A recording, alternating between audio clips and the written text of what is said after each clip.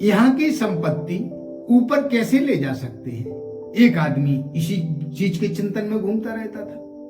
अब चिंतन उसे कैसे आया, बहुत बड़ी फैक्ट्री का मालिक था। एक दिन वो अपनी कार में बैठा और उसने रेडियो ऑन किया। जैसे ही रेडियो ऑन किया तो उसमें एक संत महात्मा के प्रवचन आ रहे थे। तो प्रवचन में संत महाराज बोले सारा संसार बेकार है और हम इतनी धन संपत्ति कमाते हैं, सब यहीं पड़ी रहती है, पशु गौशाला में बंधे रहते हैं, भवन ऐसे ही खड़े रहते हैं, हमारी जो संपत्ति होती है उस पर कोई दूसरा अधिकार जमाते हैं और उसका संपत्ति का सुख वही भोगते हैं। इस संसार से कोई कुछ लेके नहीं जाता, जो हम कमाते यहीं रह जाती। जिस कंपनी का बहुत बड़ा जो सेठ था उसने कहा आज मैं इन संत भगवान की वाणी को फैल करूंगा और यहाँ की संपत्ति लेकर के मैं अपने साथ ऊपर जाऊंगा। उसने अपनी कार उठाई और जाकर के अपनी फैक्ट्री में पहुंचा। उसकी फैक्ट्री में कम से कम 400-500 लोग काम करते थे। सेठ पहुंचा, उसने जो है अपने जो उसका चौकीदार से थे कहा कि फैक्ट्री में जितने कर्मचारी हैं सबको लेकर यहाँ आओ। सारे कर्मचारी सब इकट्ठे हो गए। सेठ ने कहा मैं 10 करोड़ रुपए दूंगा। सब देख के रह गए कि किस बात के 10 करोड़ रुपए दे रहे। सेठ बोले मैं 10 करोड़ रुपए दूंगा जो मुझे यह तरकीब बताएगा कि यहाँ की संपत्ति ऊपर कैसे लेके जा सकते हैं। सब के सब चुप रह गए और बोले हमारा सेठ किसी ने कोई जवाब नहीं दिया। किसी ने कोई जवाब नहीं दिया। शेख ने अपनी गाड़ी उठाई और वापस फिर अपने महल में आ गया, अपने घर आ गया। 3-4 दिन के बाद फिर उसने गाड़ी उठाई और गाड़ी उठा करके फिर अपनी फैक्ट्री में पहुंचा और वहां पहुंच करके उसने फिर चौकीदार से कहा कि जितने भी हमारे कर्मचारी हैं सबको लेके आओ। सब कर्मचारी इकट्ठे हुए। शेठ बोला मैं 15 करोड़ रुपए दूंगा, शर्त एक कि जो मुझे यह तरकीब बता दे कि यहाँ की संपत्ति, यहाँ का धन ऊपर कैसे ले जाएंगे। किसी भी कर्मचारी ने कोई जवाब नहीं दिया। कोई जवाब नहीं दिया तो सेठ जाकर के अपने अंदर ऑफिस में बैठ गया और जब वो अपने अंदर ऑफिस में बैठा उसी समय पे एक जो है सीधा साधा आदमी जो है अपने काम की तलाश में फैक्ट्री के अंदर गया। किसी ने कह दिया सेठ जी बैठे, उनसे बात कर लो। जा करके ऑफिस में गया, उसने नमस्कार किया, बोला सेठ जी हम बेरोजगार हैं, हम काम की तलाश में घूम रहे हैं, आपके पास अगर हमारे लायक कोई कार हो तो बताएं। सेठ जी बोले कार? अरे मैं तो तुम्हें अभी करोड़पति बना दूंगा, कैसी बात करते हो, लेकिन तुम्हें एक चीज का जवाब देना पड़ेगा। बोले मैं तुम्हें 30 करोड़ दूंगा लेकिन तुम्हें एक जो है उपाय मुझे बताना पड़ेगा।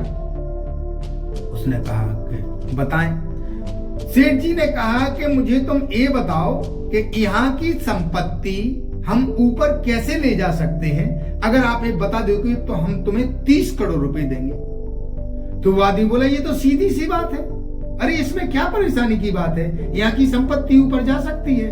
अरे सेठ कुर्सी से उठ गया, उछल गया, कूदने लगा, क्योंकि उसे लगा कि कोई तो मुझे मिला बताने वाला कि यहाँ की संपत्ति ऊपर कैसे ले जा सकते हैं। बोले भैया बताओ, 30 करोड़ रुपए तुम बताओ अभी लो। उसने कहा आप कभी अमेरिका गए? सेठ बोले हाँ गए। तो बोले भारत का पैसा अमेरिका में चला? सेठ बोला नहीं चला।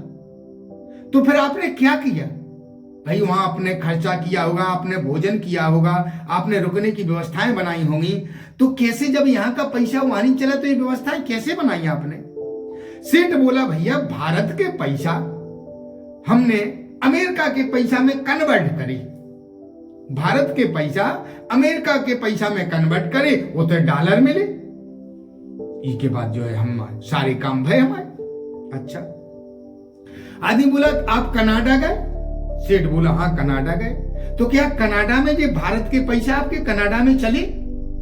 सेठ बोलो नहीं। वहां आपने क्या किया? वो बोला वहां भी हमने वही किया, इंडिया के पैसा को कनाडा के पैसों में कन्वर्ट किया, चल गए वहां।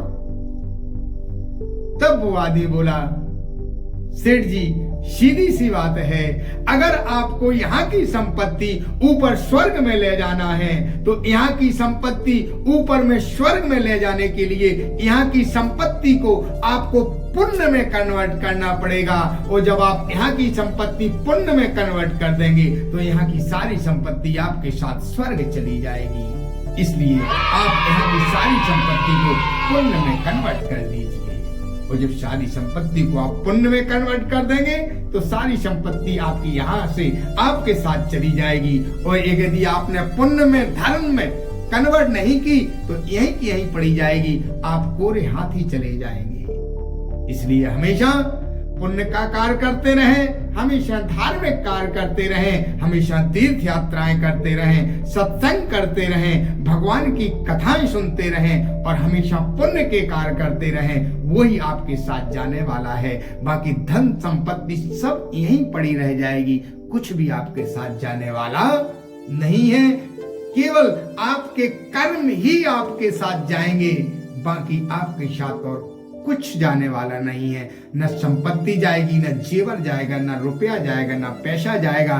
केवल आपने जो पुण्य अर्जित किया है वही जाएगा। इसलिए यहाँ की संपत्ति से, यहाँ की संपत्ति को पुण्य में कन्वर्ट कर करके और पुण्य को साथ ले जा करके आप वहाँ सुख भोग सकते हैं। इसलिए हमेशा धार्मिक कार्य करते रहें, सत्संग करते रहें, संत महात्माओं का आदर करते रहें, समस्त प्राणियों के प्रति दया का भाव रखें, सत्य, प्रेम और करुणा इस सूत्र को हमेशा अपना के चलें।